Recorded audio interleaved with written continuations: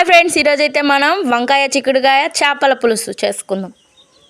ముందుగా అయితే సాల్ట్ వేసుకొని చింతపండు నానబెట్టుకుందాం. తర్వాత ఒక కడాయి తీసుకొని ఆయిల్, జీలకర్ర, తెల్లగడ్డ, కరివేపాకు, అలాగే ఎర్రగడ్డలు కూడా వేసుకొని వేయించుకుందాం. సాల్ట్ అలాగే టమాటాలు వేసుకొని బాగా వేయించుకుందాం.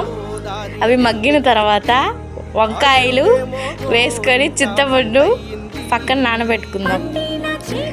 కారం, పసుపు వేసుకొని బాగా వేయించుకున్న తర్వాత ఉడికిన చిక్కుడుకాయలను అయితే కూరలోకి వేసుకొని బాగా ఉడకబెట్టుకుందాం. తర్వాత కొంచెం చింతపండు రసాన్ని కూడా వేసుకుందాం.